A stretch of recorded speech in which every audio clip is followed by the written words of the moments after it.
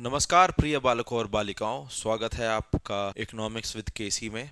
ठीक है, आज से हम शुरू कर रहे हैं क्लास 12th की मैक्रो इकोनॉमिक्स, जिसका चैप्टर 1 आज हम करेंगे, जो कि है हमारा सर्कुलर फ्लो ऑफ इनकम। तो चलिए शुरू करते हैं। ठीक है, पहले हम जानेंगे कि what is a circular flow of income. Circular मतलब गोल। तो गोल मतलब कैसे, ऐसा इनकम क्या गोल है, कहाँ से घूम के आ रही है, कौन प्रोड्यूस कर रहा है, कहाँ से इनकम जनरेट होती है, वो हम इस चैप्टर में अपना आराम आराम से पढ़ेंगे। ठीक है, सबसे पहले हम जानेंगे meaning of circular flow of income. ठीक है, फोकस रखना भाई। 1.5x की स्पीड पे कर लेना, जल्दी कवर हो जाएगा। ठीक है, it refers to cycle of generation of income in the production process. ठीक है, its distribution among the factors of production. हमारे फैक्टर्स ऑफ प्रोडक्शन क्या क्या होते हैं? हमारे फैक्टर्स ऑफ प्रोडक्शन क्या क्या होते हैं? Land, labour, capital and entrepreneur. ये क्या होते हैं हमारे फैक्टर्स ऑफ प्रोडक्शन। ठीक है, and finally its circulation from households to firm. Circulation कहां से जा रहा है? House holds. हाउस होल्ड्स मतलब हम, पीपल, या इसको बोल सकते हैं कंज्यूमर्स। ठीक है भाई, हाउस होल्ड्स मतलब जो कंज्यूम करते हैं। और कंज्यूमर्स में हम लोग भी आ सकते हैं, और कोई दुकानदार भी आ सकता है, कोई फैक्ट्री वाला भी आ सकता है। कंज्यूमर्स मतलब सब। पर जो फर्म्स होती हैं, वो फर्म्स ही रहेंगी। द प्रोड्यूसर, ठीक है, वो प्रोड्यूसर ही रहेगा। ठीक है, समझ में आ गया ना यहाँ तक?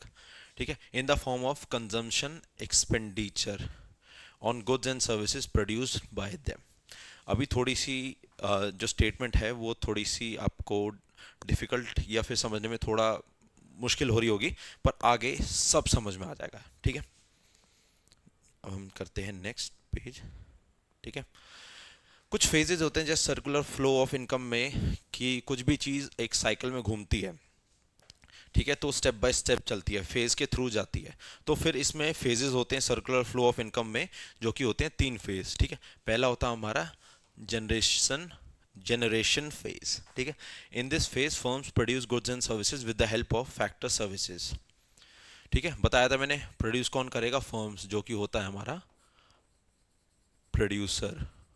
ठीक है भाई, प्रोड्यूस गुड्स एंड सर्विसेज। क्या प्रोड्यूस कर रहा है? Goods and services with the help of factor services. यहाँ पे फैक्टर सर्विसेज हमारी फैक्टर्स ऑफ प्रोडक्शन ही है। ठीक है, कि भाई लैंड, लेबर, कैपिटल हमारा कैसे होता है, ये तो आप लोगों को पता होगा। ठीक है, एंड एंटरप्रेन्योर, जो कि हमारा बिजनेसमैन। ठीक है, जनरेशन कर दिया, प्रोड्यूस कर दिया गुड्स एंड सर्विसेज को एक फर्म ने, ठीक है, कंपनी ने या किसी ने भी। ठीक है, उसके बाद आता है हमारा डिस्ट्रीब्यूशन फेज। डिस्ट्रीब्यूशन फेज में क्या होता है? It involves the flow of factor income. अभी हमने क्या पढ़ा था? Factors of production. Factors of production को क्या चाहिए? अगर वो हमारी हमको सर्विसेज दे रहे हैं, एक फर्म को सर्विसेज दे रहे हैं, तो उसके बदले में कुछ तो लेते होंगे, फ्री में तो नहीं, कोई एनजीओ तो नहीं चला रहे ना। ठीक है, तो उसके बदले जो उनका होता है, क्या रेन्यूमरेशंस होते हैं। ठीक है, रेंट किसका होता है भाई? चलो किसी और पेन से लिखते हैं इसको।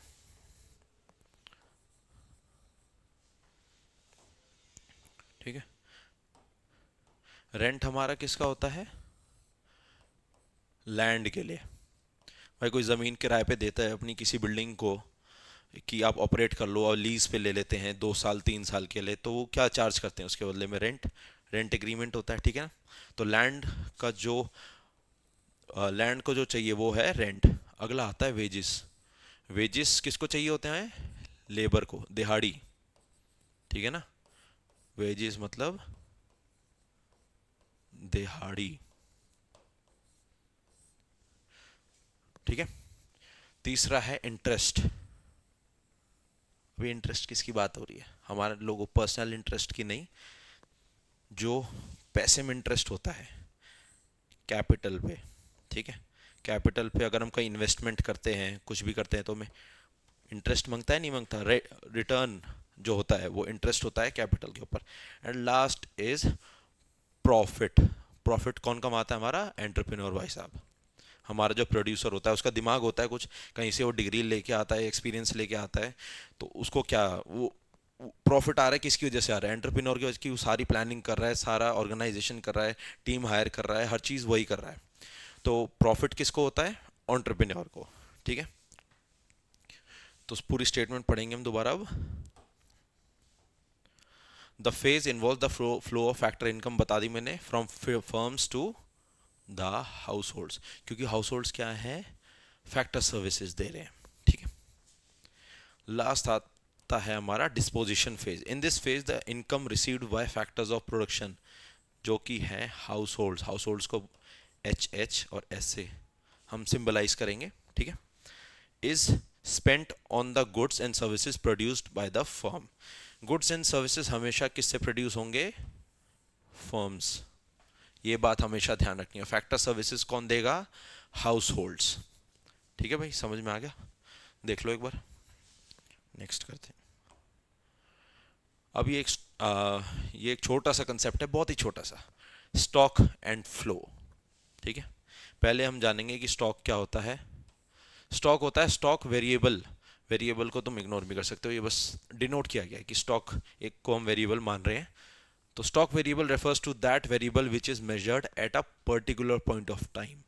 Eight a particular point of time, एक समय पर एक चीज की वैल्यू क्या है। जैसे एग्जांपल में लिखा है नेशनल वेल्थ। भाई नेशनल वेल्थ क्या है कंट्री की इस टाइम? आप लोगों को पता है? नहीं ना। तो नेशनल वेल्थ क्या है इस टाइम? क्या है अभी? क्या टाइम हो रहा है? 2:35। 2:35 पर आज की जो भी फलाना डेट है, उस पे हमारी नेशनल वेल्थ क्या है?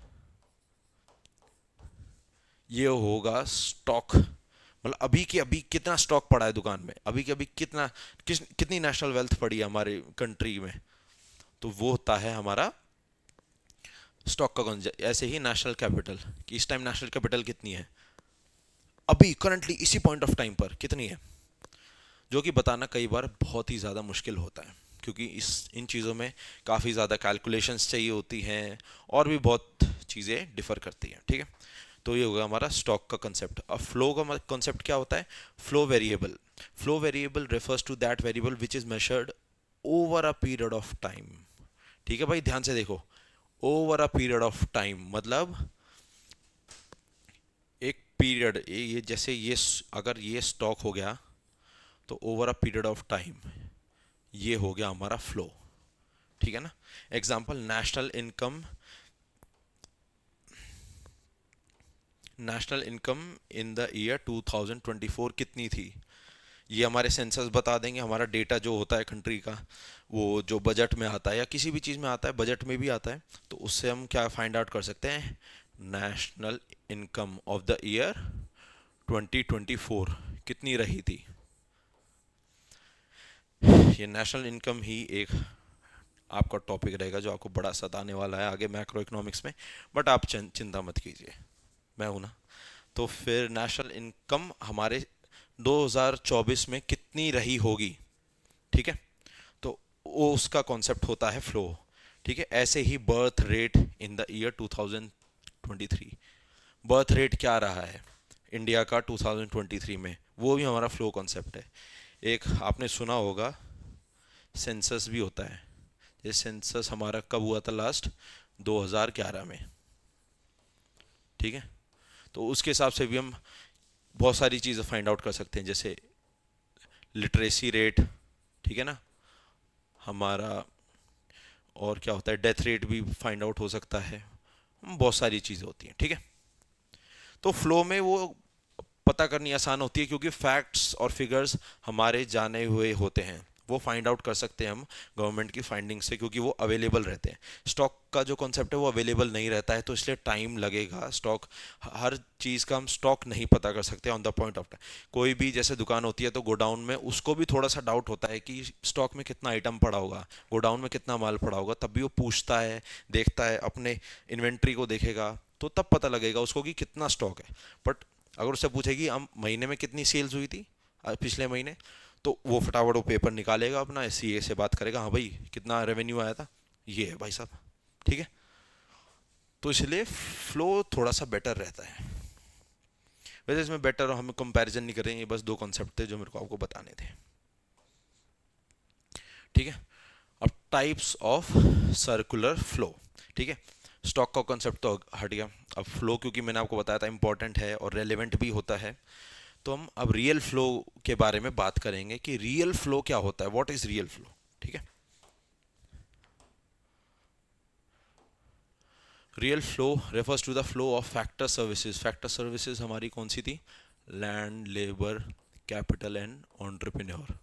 ठीक है भाई, from households to firms and the corresponding flow of goods and services from firms to the house holds.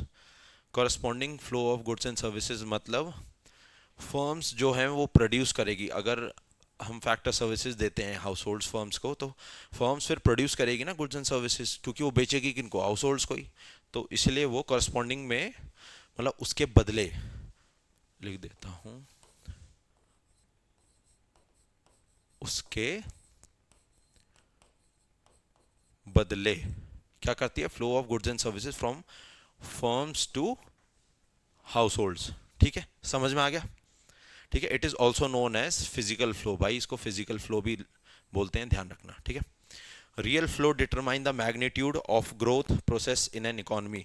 कि भाई अगर ये हमारी इकोनॉमी है तो इसका मैग्नीट्यूड मतलब किस हिसाब से ये ग्रो कर रही है, ऊपर की साइड ग्राफ क्या चल रहा है इसका, ये हमारा रियल फ्लो ही पता कर सकता है इकोनॉमी का। ठीक है, हमारा रुपीज, जो भी कॉन्सेप्ट मान लो, रियल फ्लो ही है जो असली इंडिकेटर है। इसको मैं लिख सकता हूं यहां पर, this is real indicator for our country. ठीक है, कुछ भी चीज फाइंड आउट करनी हो असल में तो रियल फ्लो ही का कॉन्सेप्ट ही काम में आता है। ओके, चलो भाई नेक्स्ट चलते हैं। आई होप आपको मजा आ रहा होगा।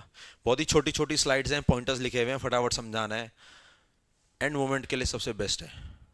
ठीक है, हमें क्या है, कॉन्सेप्ट समझना है, बाकी बुक तो हम खुद ही पढ़ लेंगे, बुक पढ़ाने नहीं आया हूं मैं यहाँ पर। कॉन्सेप्ट है, क्लियर हो गया, आसानी से अपना बुक पढ़ो, कोई भी इशू नहीं है। ठीक है, मनी फ्लो क्या होता है, money flow refers to the flow of factor payments from firms to household for their factor services and corresponding flow of consumption expenditure. ये बड़ा इंपॉर्टेंट टर्म है, consumption expenditure from households to firms. Consumption expenditure क्या होता है, अभी मैंने आपको क्या बताया था कि जो हमारे हाउस होल्ड्स होते हैं वो क्या करते हैं, फैक्टर सर्विसेज प्रोवाइड करते हैं। ठीक है, फर्म्स को, फिर उसके बदले फर्म्स क्या करती हैं, प्रोड्यूस करती है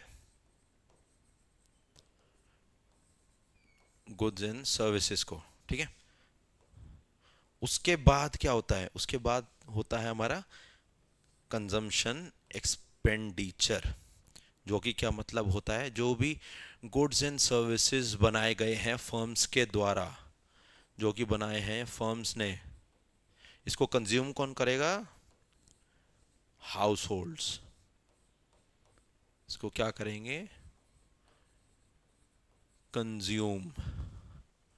अब भाई factor services they the, goods and services बन के रेडी है, तो उसको कंज्यूम कौन करेगा, हाउस होल्ड्स ही कंज्यूम करेंगे, ऑन कौन करेगा। ठीक है ना, तो ये है मनी फ्लो का concept.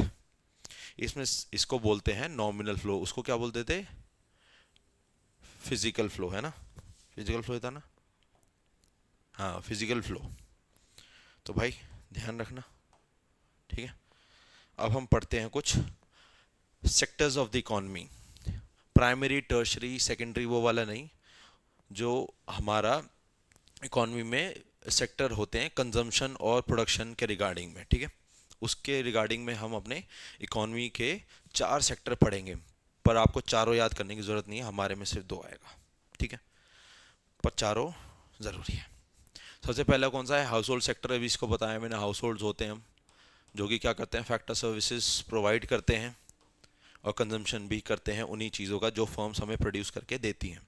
It includes consumers of goods and services and also the owners of factors of production. Households ही क्या है, consume भी करते हैं, और households ही क्या है, factors of production, ठीक है। They supply factors like land, labor, capital and entrepreneur, जो कि मैंने आपको बता दिया है, and receive income in return in the form of rent, wages, interest and profit. ये क्या हो गई उनकी factor payments। ये क्या है, factor पेमेंट्स, ठीक है भाई, फैक्टर पेमेंट्स। और दूसरा क्या है, प्रोड्यूसिंग सेक्टर, जिसको हम फर्म्स का नाम देते हैं।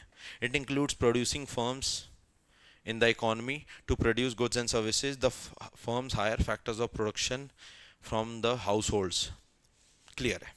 House holds consume goods and services to satisfy their wants and firms produce goods and services to make a profit.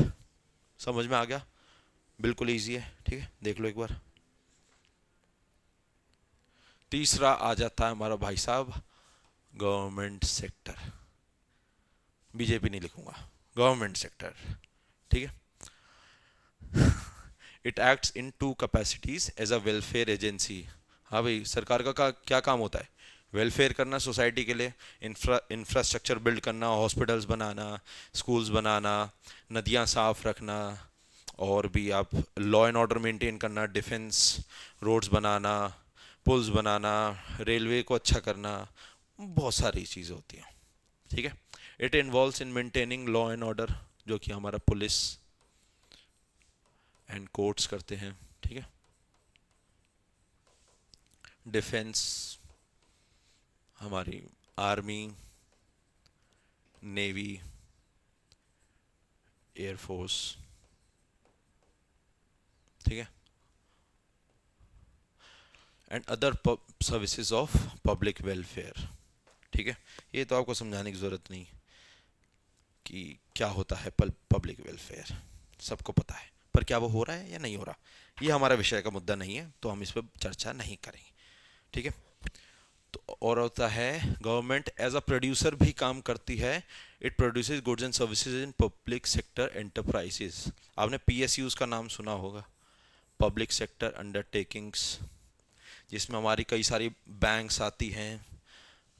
Banks होते हैं जैसे एसबीआई है, ठीक है, एसबीआई है, पीएनबी, बैंक ऑफ इंडिया, ठीक है। एलआईसी है सबसे बड़ी पीएसयू, तो हमारा सबसे ज़्यादा भरोसेमंद फ़िलहाल जो चल रही है पीएसयू वो है हमारी LIC, with around 99% government stake, ठीक है। जैसा कि आप देख रहे हैं, डिसेंट्रलाइजेशन होती जा रही है धीरे धीरे, कि गवर्नमेंट कंपनीज को बेचा जा रहा है, क्योंकि वो नॉन परफॉर्मिंग एसेट्स बनती जा रही हैं धीरे धीरे, कि वो प्रॉफिट नहीं कमा पा रही है, क्योंकि एफिशिएंसी नहीं है, मैनेजमेंट अच्छी नहीं है। इसलिए आजकल परमानेंट गवर्नमेंट जॉब्स के बदले में कॉन्ट्रैक्चुअल वैकेंसी ज़्यादा होती है हर जगह पर, क्योंकि वो काम अच्छे से करते हैं, उनको डर होता है कि उनकी सैलरी काट ली जा सकती है, या फिर उनका प्रमोशन रोक दिया जा सकता है, उनको बाहर कर दिया, सस्पेंड किया जा सकता है, तो इसलिए एफिशिएंसी बढ़ जाती है। और डिसेंट्रलाइजेशन भी एक हद तक ठीक रहती है इकॉनमी के लिए, पर अगर सब ही चले जाएगा तो फिर ये गवर्नमेंट की इनएफिशिएंसी ही होगी। हमारी सबसे अच्छी है नवरत्नास कंपनीज, बहुत आती हैं इसमें, आप पढ़ सकते हो इसके बारे में, क्योंकि मुझे नहीं पता। ये ऐसी हैं जो सबसे ज़्यादा प्रॉफिट कमा के देती हैं, क्या बोलते हैं, गवर्नमेंट को हमारे। इसमें आती हैं, मेरे को थोड़ा बहुत का नाम पता है, गेल, बेल भी होती है, ठीक है। चलो भाई, बहुत बात हो गई, वैसे टॉपिक है नहीं हमारा कि क्या क्या होती हैं पीएसयूज, वो बाद में डिस्कस हो जाएगा, ठीक है, टेंशन मत लो। अगला लास्ट सेक्टर आता है हमारा फॉरेन सेक्टर भाई साहब, ठीक है। It includes transaction with the rest of the world. Rest of the world में सब आता है, यूएसए, यूके, पाकिस्तान भी आता है, चाइना भी आता है, ठीक है। इनके साथ हमारे रिलेशंस कैसे हैं और हमारा पैसों का लेन देन इनके साथ कैसा है, इंपोर्ट किस में ज़्यादा जा रहा है, एक्सपोर्ट, इंपोर्ट कहाँ से ज़्यादा आ रहा है, एक्सपोर्ट कहाँ पर ज़्यादा जा रहा है, वो सब फॉरेन सेक्टर में होता है। जिसका मेन एक चीज़ कंपोनेंट है FDI, foreign direct investment. FDIs India में काफ़ी आ रही हैं आजकल, ठीक है। तो एफडीआई बहुत इंपॉर्टेंट कंपोनेंट है फॉरेन सेक्टर का। It is involved in export and import of goods and flow of capital between the domestic economy and other countries of the world. ठीक है भाई, समझ में आ गया कि जहाँ पर इंपोर्ट एक्सपोर्ट आ गया वहाँ वो हो गया हमारा foreign sector. Circular flow in a simple economy. Simple economy क्या होती है, टू सेक्टर इकोनॉमी, ठीक है, जिसमें हमारा बस क्या आता है, हाउस होल्ड्स एंड फर्म्स, ठीक है। टू सेक्टर इकोनॉमी में क्या आता है, हाउस होल्ड्स और फर्म्स, बस। A simple economy assumes the existence of only two sectors, that is household sectors and firm sector, ठीक है। Household are the owners of the factors of production, जैसा कि मैंने बताया, and consumers of goods and services, तभी ये consumption expenditure कर पाते हैं। Firms produce goods and services and sell them to the households.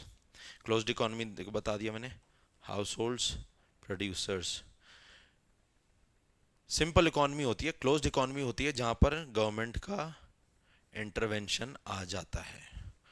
Government intervene जहां पर कर देती है वो एक क्लोज्ड इकोनॉमी बन जाता है, ठीक है भाई। और ओपन इकोनॉमी किसको बोलते हैं, सब चीज़ खुल खाल गई, ठीक है। गवर्नमेंट सेक्टर भी आ गया और हमारा फॉरेन सेक्टर भी इन्वॉल्व हो गया, उसको बोलते हैं ओपन इकोनॉमी, ठीक है। अब इस सिंपल इकोनॉमी के कुछ अजम्पशंस हैं, ठीक है, इनको ध्यान रखेंगे। There are only two sectors in the economy, household and firm, जो कि अभी बताया मैंने, ठीक है, ये हमारा टिक हो गया। Household sector supplies factor services only to firms, only to firms. Household sector जो है हमारा, जो फैक्टर सर्विसेज देगा वो सिर्फ फर्म्स को देगा, ना वो फॉरेन को दे रहा है ना वो गवर्नमेंट को दे रहा है, वो सिर्फ किसको दे रहा है, फर्म्स को। And the firms hire factor of services only from households. Firms जो है कोई सरकारी कर्मचारी को नहीं रखेगी, कोई बाहर से लेबर नहीं आएगा किसी और कंट्री से, वो सिर्फ किसको रखेगी, हाउस होल्ड्स को, ठीक है। ये पॉइंट भी हमारा हो गया। Firms produce goods and services and sell their output to the households only. भाई ये भी एक कंपल्शन है कि जो भी तुम गुड्स एंड सर्विसेज बना रहे हो वो तुम सिर्फ और सिर्फ हाउस होल्ड्स को ही बेचोगे और किसी को नहीं, ठीक है। फोर्थ क्या है, house hold receive factor income for their services and spend the entire amount on consumption of services. इसका मतलब यही पॉइंट है नीचे कि देयर आर नो सेविंग्स। अगर मैंने फैक्टर सर्विसेज दी, मान लो मैं लेबर हूँ, मैंने काम करा, वहाँ दिहाड़ी मुझे मिली है 1,000 रुपये, ठीक है। मान लो मैं एक लेबर हूँ, मैंने दिन का कितना कमाया, 1,000 रुपये। अब मैं अपने घर वालों के साथ जाता हूँ कुछ भी सामान खरीदने, तो मैं 1,000 रुपये ही स्पेंड करूँगा पूरे के पूरे, इसमें से कुछ भी सेव नहीं करूँगा। ये इस मॉडल की अजम्पशन है, ठीक है। नो सेविंग, जितना कमाया उतना खर्च करना है, बल्कि मेंटालिटी बहुत गलत है, ठीक है। पर इस मॉडल के हिसाब से जो अजम्पशन है वो यही है कि कोई बचत नहीं, आमदनी अठन्नी तो खर्चा भी अठन्नी, ठीक है। आमदनी 1 रुपया तो खर्चा भी 1 रुपया, अठन्नी नहीं, नो सेविंग नो बचत, ठीक है। एक बड़ा इंपॉर्टेंट पॉइंट लिखा हुआ है, सब लोग देखेंगे, ठीक है। In the circular flow of income production generates factor income, बहुत इंपॉर्टेंट है, which is converted into expenditure. The flow of income continues as production is a continuous activity due to never ending human wants. भाई हमारी इच्छाएं कभी खत्म हो सकती हैं क्या, आज मुझे ये चाहिए, आज मुझे आईफोन 15 चाहिए, अब मुझे आई वॉच चाहिए, अब मुझे एयरपॉड्स चाहिए, अब मुझे मैकबुक चाहिए, अब मुझे आईपैड चाहिए, अब मुझे मैगसेफ का चार्जर चाहिए। कभी ख़त्म होंगी क्या? Pro pro pro max S, पता नहीं क्या क्या क्या क्या आता रहता है। वांट्स कभी ख़त्म नहीं होंगी तो प्रोडक्शन भी कभी ख़त्म नहीं हो सकता। ठीक है। It makes the flow of income circular.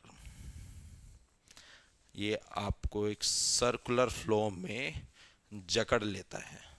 आपकी वांट्स, आपकी इच्छाएं, जितनी ज़्यादा आपकी इच्छाएं होंगी उतना ज़्यादा आप इस सर्कुलर फ्लो में जकड़ते जाओगे।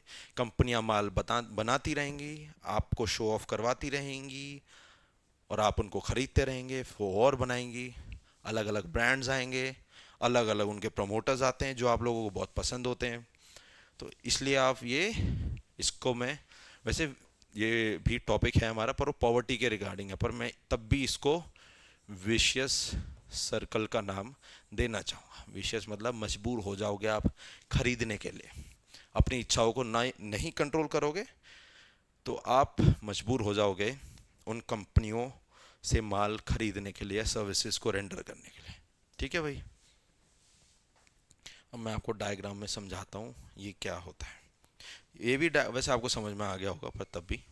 ठीक है। यहाँ हम लिखते हैं फर्म्स। ठीक है। यहाँ हम लिखते हैं हाउस होल्ड्स। मौका है मेरे पास अलग अलग पेन यूज करने का। ठीक है, तो हम लेते हैं पिंक। पहले ठीक है, नहीं इसको, हाँ इनर फ्लो है ना। ठीक है भाई। हाउस होल्ड फर्म्स को क्या देते हैं? अब इतना समझाया, क्या देते हैं? Factor services. ठीक है। फैक्टर सर्विसेज क्या होती हैं? Land, labour, capital, entrepreneur. ठीक है। और फर्म्स हाउस होल्ड्स को क्या देते हैं इसके बदले में? इसको मैं बताऊंगा कि मैं क्यों ऊपर लिखूंगा। फैक्टर पेमेंट्स देते हैं ना, पर मैं इसको यहाँ नहीं लिखूंगा क्योंकि हमारा यहाँ पर एक कॉन्सेप्ट और जुड़ जाएगा, पर है सच है जो मैं लिखूंगा। फैक्टर सर्विसेज के बदले फैक्टर पेमेंट्स ही मिलती हैं। चलो मैं लिख देता हूँ। अभी आपको पता चल जाएगा क्यों मैं इसको ऊपर लिख रहा हूँ। यहाँ फैक्टर पेमेंट्स जो कि हमारी क्या होती है? लैंड का हमारा रेंट होता है, कैपिटल का हमारा इंटरेस्ट होता है, लेबर का हमारा वेजेस होता है, और एंटरप्रेन्योर का हमारा प्रॉफिट होता है। ठीक है। फैक्टर पेमेंट्स मिल जाती हैं। अब क्या होता है? फर्म्स गुड्स एंड सर्विसेज क्या करता है? प्रोड्यूस। अब मैं इसको फिर से वापस वही लेना पड़ेगा मेरे को, पिंक पेन। ठीक है। अब ये क्या है? गुड्स एंड सर्विसेज बनाता है जो कि हाउस होल्ड्स खरीदते हैं। ठीक है। अब उसके बाद क्या स्टेप बच जाएगा हमारा?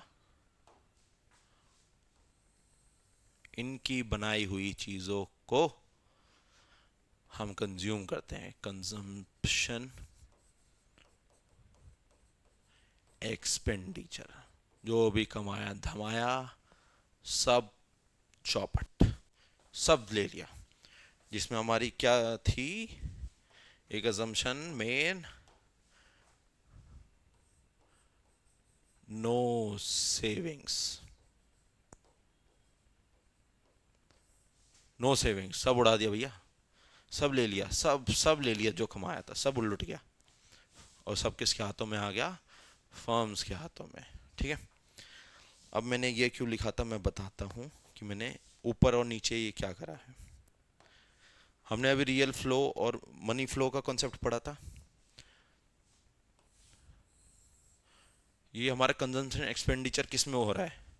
रुपीज़ में हो रहा है, हम खर्च कर रहे हैं तो रुपीज़ में हो रहा है। और फैक्टर पेमेंट्स कौन से उसमें दी जा रही हैं? ये भी रुपीज़ में दी जा रही हैं। ठीक है, तो ये हमारा कौन सा कंसेप्ट हो गया, मनी फ्लो। ये हो गया हमारा मनी फ्लो। ठीक है, अब पिंक पेन लेना पड़ेगा, पिंक पेन, पिंक पेन।